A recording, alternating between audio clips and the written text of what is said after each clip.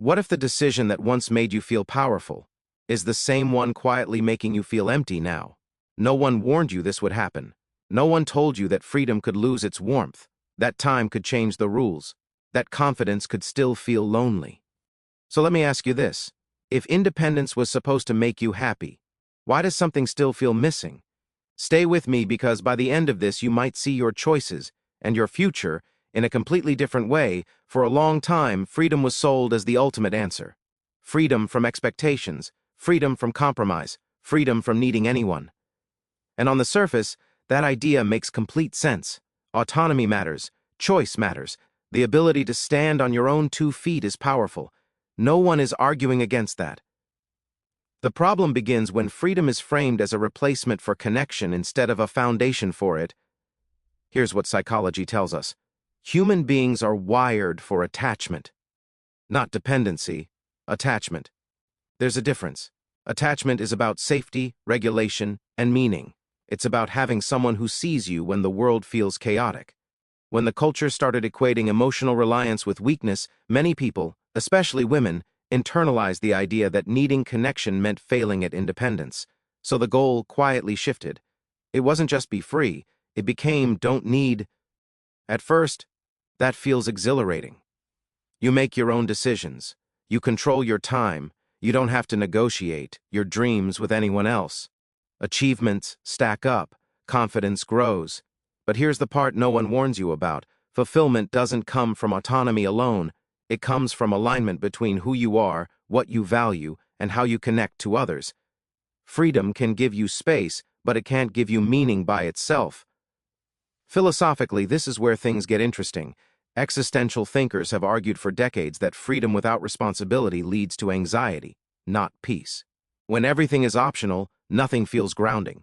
When no one is truly needed, nothing feels deeply chosen. And over time, the very freedom that once felt empowering starts to feel weightless. There's no friction, no emotional anchor, no sense of being essential in someone else's life. Psychologically, this shows up in subtle ways.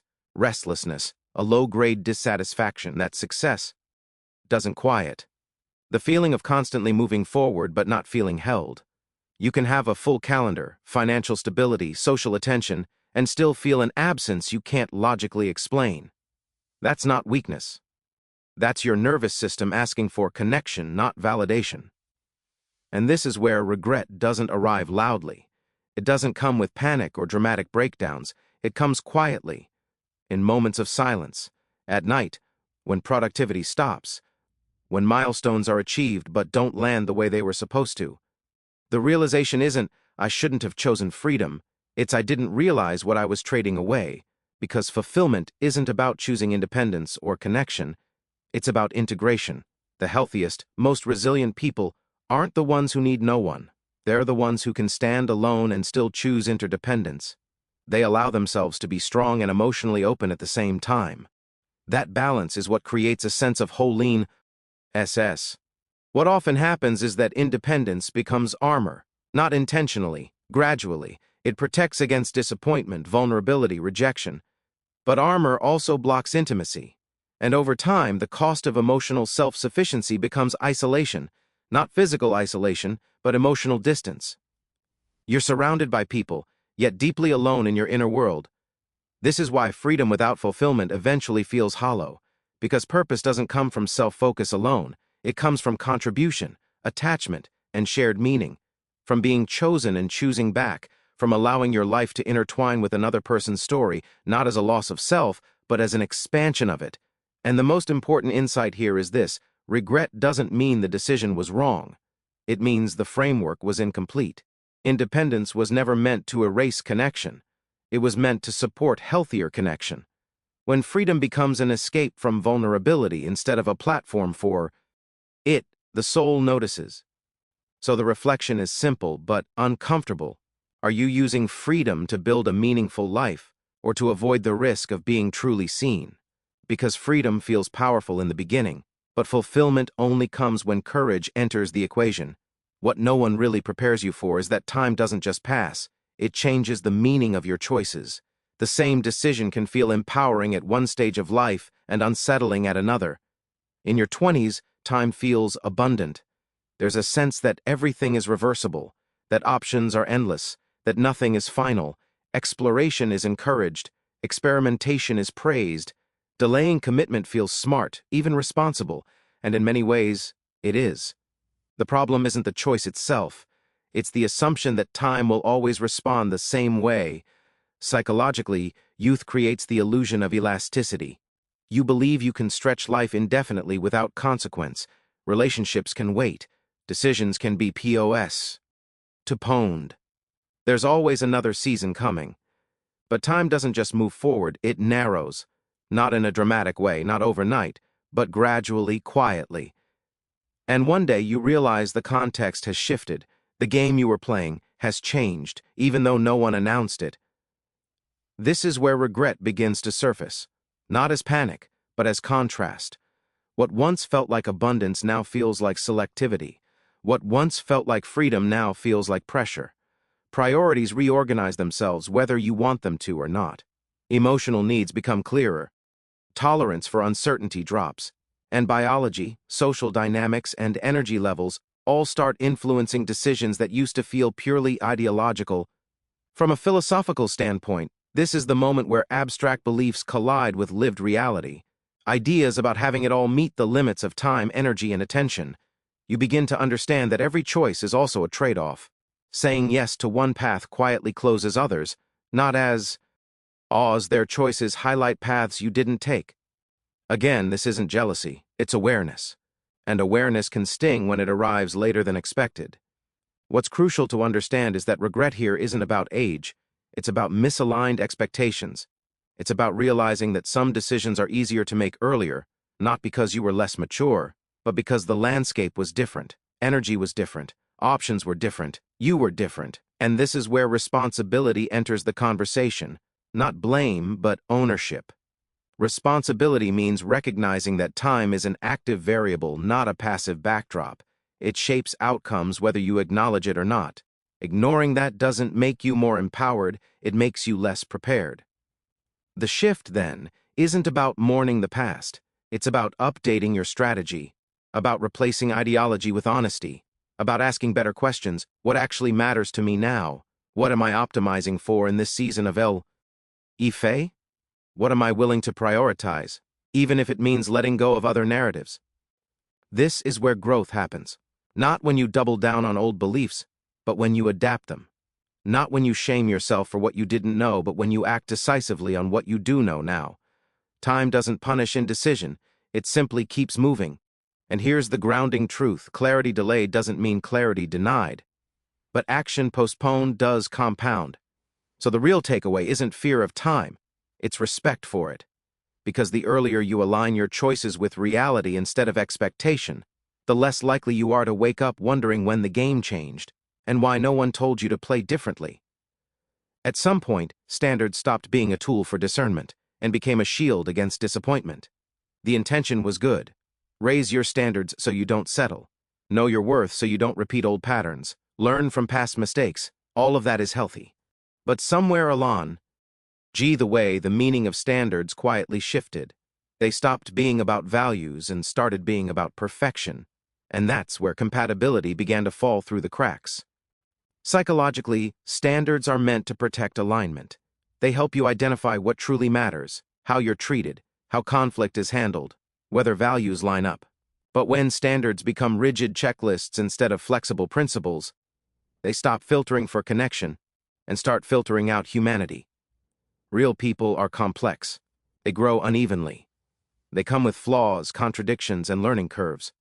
Compatibility isn't about finding someone who meets every requirement. It's about finding someone whose strengths and weaknesses fit alongside yours. Here's the tension. Modern culture encourages optimization in every area of life. Better job, better body, better lifestyle, better partner. And when optimization logic is applied to relationships, people become interchangeable. Dating turns into evaluation. Potential partners become profiles to assess rather than humans to understand. The mindset shifts from, can we build something, to, is there someone better one swipe away? Philosophically, this creates a paradox of choice. When options appear endless, commitment feels risky. Why choose now when something better might appear later? But the human nervous system wasn't designed for infinite evaluation. It was designed for bonding. And when bonding is delayed too long, intimacy weakens, not because people don't want it, but because they've trained themselves to stay detached. This is how attention replaces connection. You can have constant validation, admiration, and interest, yet feel deeply unsatisfied. Because attention doesn't equal intimacy. Being wanted isn't the same as being known. And when standards are built around surface-level markers, status, aesthetics, lifestyle, emotional compatibility gets overlooked. The irony is that the more selective people become, the lonelier they often feel. Another psychological layer here is risk avoidance. High standards can feel empowering, but they can also function as emotional armor. If no one qualifies, no one gets close enough to hurt you. If expectations are unreachable, rejection becomes self-inflicted rather than received. This isn't conscious manipulation, it's protection. But protection has a cost. It blocks the very experiences that create trust, growth, and intimacy. Compatibility doesn't reveal itself immediately. It emerges through shared stress, miscommunication, repair, and time. But if someone is disqualified before those experiences happen, compatibility never has a chance to form. You're not rejecting the wrong person, you're rejecting the process. This is where regret quietly enters. Not because standards were wrong, but because they were misapplied.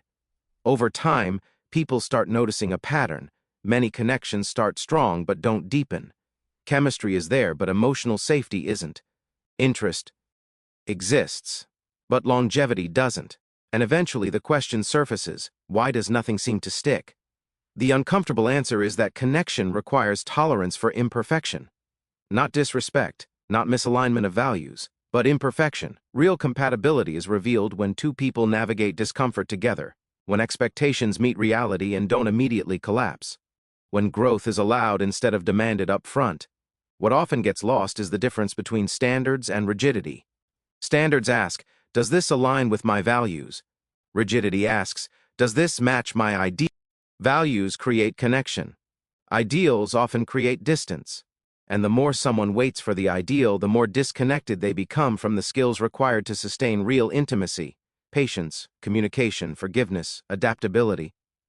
This doesn't mean lowering standards. It means refining them, shifting focus from external markers to internal dynamics, from how someone looks on paper to how you feel when conflict arises, from being impressive to being emotionally available. Because long-term satisfaction doesn't come from checking boxes, it comes from shared meaning. The realization for many comes later than expected, when attention fades, when dating fatigue sets in, when the excitement of choice is replaced by the desire for stability. And the regret isn't about turning people away, it's about not recognizing compatibility when it was quietly trying to form. So the reflection is this: are your standards guiding you toward connection or protecting you from it? Because real intimacy doesn't require perfection. It requires courage. And the moment you prioritize compatibility over fantasy is the moment connection finally has room to grow. There comes a moment when independence reaches its limit, not because independence is wrong, but because it was never designed to meet every human need. Financial security, self-reliance, and personal strength are essential skills. They create stability, they create choice, they create safety. But they do not create emotional shelter, and that distinction matters more than most people realize. Psychologically, emotional safety is not a luxury, it's a regulatory need. The nervous system calms when it knows someone has your back, not someone who admires you, not someone who benefits from you, someone who is invested in your well-being even when you're not performing, achieving, or winning. Independence teaches you how to survive on your own. Emotional safety teaches you how to rest. Here's where many people get stuck. They confuse self-sufficiency with self-containment. They learn to handle everything alone, to process emotions privately, to solve problems internally. Again, this looks strong. It is strong, until it becomes isolating. Because strength that never leans eventually collapses inward. Humans aren't built to be closed systems. We regulate each other through presence, reassurance, and shared experience. Philosophically, this is the difference between autonomy and meaning. Autonomy gives you control. Meaning gives you belonging. You can have complete control over your life and still feel deeply unsafe emotionally. Because safety isn't about control, it's about trust. It's about knowing that when you're overwhelmed, uncertain, or afraid, you don't have to hold yourself together alone. Modern culture celebrates independence loudly and intimacy quietly. We praise resilience, but we rarely talk about the cost of emotional self-reliance. When vulnerability is framed as weakness, people learn to outsource comfort to distractions, work, achievement, consumption, constant motion. But distraction is not support. It numbs, it doesn't hold. This is why so many high-functioning people feel exhausted in ways they can't explain. They're not tired because they're failing. They're tired because they're carrying everything themselves. Emotional safety isn't about someone fixing your problems. It's about someone being present while you face them. That presence changes how the brain processes stress. It reduces threat. It restores balance. And here's the hard truth. Independence can become a substitute for intimacy when trust feels risky. If you never rely on anyone, no one can disappoint you. If you never need support, you never have to ask for it. But the cost of that protection is distance. And distance over time turns into loneliness, even in full rooms. This is often when realization hits. Not during moments of success, but during moments of vulnerability. Illness, loss, emotional burnout. Times when strength isn't enough. When the question shifts from "can I handle this?" to "who do I have?" And if the answer is only myself, the weight of that truth lands hard. Emotional safety doesn't come from being impressive. It comes from being known, from letting someone see your uncertainty without fearing abandonment, from having a space where you don't have to earn rest. Independence can build a life. Emotional safety makes that life sustainable. What's important here is not to frame this as a mistake, but as a recalibration. Self-reliance was necessary. It taught discipline, boundaries, self-trust. But no skill is meant to stand alone. Independence without connection becomes isolation. Connection without independence becomes dependence. The goal was never one or the other, it was balance. This is where regret often gets misunderstood. Regret isn't saying, "I should have needed someone." It's saying, "I didn't realize how much emotional safety mattered until I felt its absence." And that awareness, while uncomfortable, is powerful, because it points toward action, not self-blame. The shift forward isn't about abandoning strength. It's about expanding it, allowing yourself to want support without seeing it as failure, letting connection coexist with autonomy, choosing relationships not because you need to be rescued, but because you don't want to carry life alone. So here's the reflection to sit with. Independence can build your life, but only emotional safety makes it feel like home. And the bravest move you can make is allowing yourself to choose both. When you step back and look at everything we've explored, a pattern becomes clear. This conversation was never about blaming women, judging choices, or rewriting the past with regret.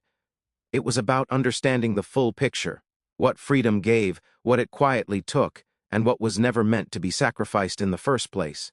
Independence brought strength. It built confidence, boundaries, and self-trust. It opened doors that were once closed. But along the way, many were taught, directly or indirectly, that connection was optional, that timing didn't matter, that standards should be flawless, and that needing emotional safety was a weakness. And life, patiently and honestly, showed the limits of those ideas. Time changed the game. Standards became shields. Freedom lost its warmth when fulfillment didn't follow.